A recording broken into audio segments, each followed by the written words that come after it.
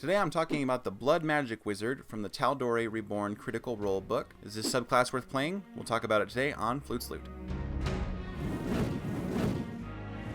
I have an article linked in the description below where you can go to my article where I've reviewed and analyzed each of the Tal'Dorei Reborn subclasses. Blood Magic is something that Matt Mercer has definitely put a lot of effort into ever since he did the Blood Hunter. It's not the best subclass if you have issues with self-harm as a theme, but let's evaluate how good the subclass's abilities are. At level 2, you get Blood Channeling. You are able to use your own depleted life essence to channel your magical abilities. Whenever your current hit points are below your hit point maximum, you can use your own body as an arcane focus. I honestly think you might get a use out of that and have it be worthwhile once out of like 100 sessions, maybe. In addition, when casting a wizard spell that requires a costly material component, you can forego the component by taking 1d10 necrotic damage, that's an average of 5.5 necrotic damage, per 50 gold cost of the component, minimum of 1d10. And the reason it says minimum of 1d10 is if the gold cost is like 10 gold instead of 50 gold, you still have to take 1d10 necrotic damage. This damage can't be reduced in any way. If this damage reduces you to 0 hit points, the spell fails, but the spell slot is not expended. So you can potentially thwart your own efforts and drop yourself to 0 hit points, but you still get the spell slot, so that's nice, I guess. I actually really like the ability to forego costly components by using your own life essence. So I started thinking, what spells would I actually use this for? The more you can use your blood channeling ability to forego costly components while you are resting or in downtime, the better, because that's a safer environment where you could be healed afterwards, especially because you as a wizard are probably going to concentrate on spells for the most benefit from your spell casting, and so taking damage in combat will make you have to risk your constitution saving throw for concentration, and that's a big no-no. So yeah, downtime is the time to use this. I think the best way to use it is to create glyphs of warding. So when you create a glyph of warding, it just lasts like an arcane trap or trigger Iron Man suit up type glyph until it's dispelled or triggered. You don't have to worry about it running out of time. In order to cast the spell, you need to have incense and powdered diamond worth at least 200 gold pieces. So if you're willing to take 4d10 necrotic damage during your downtime, you could cast a Glyph of Warding for free. What can you do with Glyph of Warding? You can create an explosive rune. So if you're in a dungeon or something where you need to set some kind of trap, this could be a great way to use some downtime before you long rest, for example. But you can also store spells in the glyph, which can also interact with the upcasting ability. So upcasting it, you can make explosive runes deal more damage.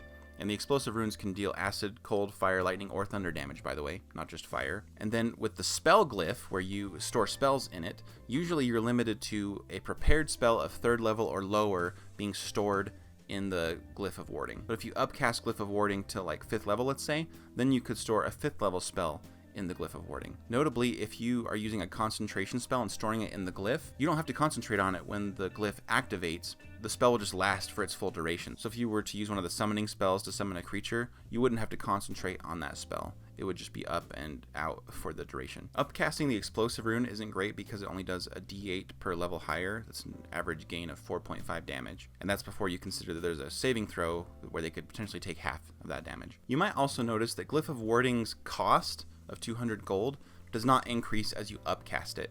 So you could get a lot of value out of your blood channeling ability to use Glyph of Warding without needing to break the bank and lose all your gold. As we go through these features of the Blood Magic Wizard, this is the only thing that would make me want to play a Blood Magic Wizard, I'll just say it up front, is the ability to use Glyph of Warding without material components. To me, that's a really interesting choice, and I've often given players magic items that allow them to cast Glyph of Warding once without the costly spell component, or at least half it or something like that, or make it so they can cast it faster. I love toying with Glyph of Warding, and advanced players who can use it really effectively to store spells in it or set traps will really enjoy being a Blood Magic Wizard for this one reason, and to me this is the big reason to play this subclass. Also at level 2, we get Sanguine Burst. Whenever you roll damage for a spell you've cast of 1st level or higher, you can choose to take necrotic damage equal to the spell's level to re-roll a number of the damage dice up to your intelligence modifier. This damage can't be reduced in any way, and you must use the new rolls. So I really don't like reroll mechanics for damage. They usually don't trigger enough, and if they do, there's still a chance that you don't get much of a damage boost from them. And the fact that you have to take damage to do this, I consider horrible. I would not use this. You're a wizard, you have like no hit points, so taking damage just to get a few more points of damage out of a spell just doesn't seem worth it to me. Maybe if you're casting something with Fireball and you just rolled a lot of ones, then yeah, you could take 3 damage to be like, let's redo that. So I guess I shouldn't say I would never use it, but I would hope I wouldn't need to, and I hope I'm not concentrating on another spell when I feel the need to do so. If I fortify my Constitution saving throws enough for concentration, then maybe this wouldn't be a big deal, but it's still, every hit point counts as a wizard because you just don't have a lot of hit points. At level 6, you get Bond of Mutual Suffering. You can use your reaction to bind your vitality to an attacker and force them to share your pain. When a creature you can see hits you with an attack, you can use your reaction to bind your vitality to the attacker and force them to share your pain. The attacker takes damage equal to the damage you took. This feature cannot be used against constructs or undead. You can use this feature once per short rest or long rest. At 14th level, you can use it twice between rests. I'm comparing this to the 6th level feature of the Enchantment Wizard, where you can make an enemy attack a different target other than yourself, so you could actually prevent yourself from taking damage. This requires you to take the damage, and then you just deal that damage back to the attacker. And you can only do it once, whereas the Enchantment Wizard can do it like over and over again. I would much rather not take damage as a wizard, and this might be a trap ability that makes players think they should get into the fray or take damage because they want to turn the damage back on someone. It's possible that if you got hit with a big whammy of an attack, this would be a great trigger to use, but that's really the only contingency I would want to be using it. This isn't something I would look forward to necessarily. At level 10, you get Glyph of Hemorrhaging. When you damage a creature with a spell, you can choose to curse that creature for 1 minute. While cursed in this way, whenever the creature is hit by an attack, it takes an extra 1d6 necrotic damage. At the end of each of the creature's turns, it can make a Constitution saving throw against your spell save DC to end the curse on a success. So I like that this is something passive you can do when you damage a creature with a spell. It's not something you have to use a bonus action or action to start. And it works whenever the target is hit by an attack.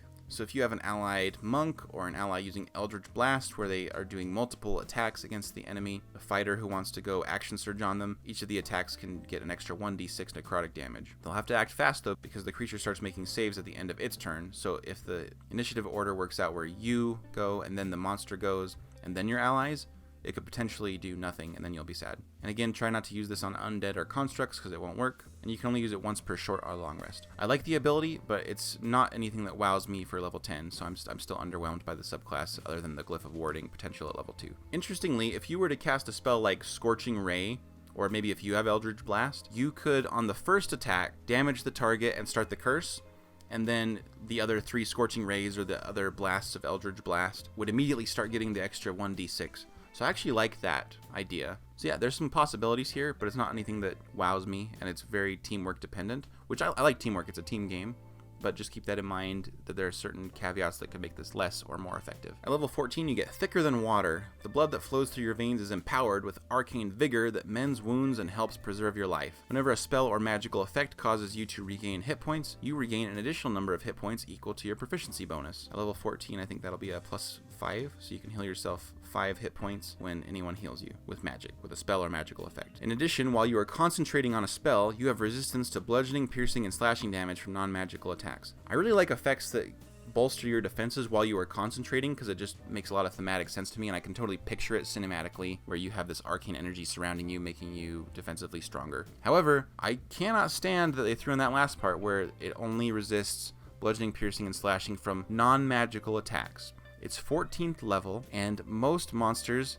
have what the DM might rule to be magical attacks. It's completely dependent on your DM. Enemies might have magic weapons to attack you with. I just don't know why they included that caveat of non-magical attacks at 14th level. The extra healing can be nice since you are damaging yourself, but ideally, again, you're just going to stay out of trouble so that you don't need to be healed. And I don't like that it doesn't allow your hit dice to heal you more when you short rest or something like that. It's just spells or magical effects. I think they could have had a lot more fun with it. However, I will say if you have good berries, each good berry will heal you an extra amount equal to proficiency bonus. So that I like. There's just a lot of things outside of your control that can make or break this subclass. And so I'm going to stick with the 2 out of 5, but it's like a high 2. Like I could even go 3 perhaps, but I think there's too much of a downside that is like a trap for players that I got to keep it at a 2 to say like be careful if you're going to play this. What do you think of the Blood Magic Wizard? Is it something you would be eager to play? Have you tried it and want to share your experience? Remember to check out my article for the review of all the Tal'Dorei Reborn subclasses, and check out my video series on each one just like this video. I hope you have a good adventure this weekend, and I'll see you in the next video.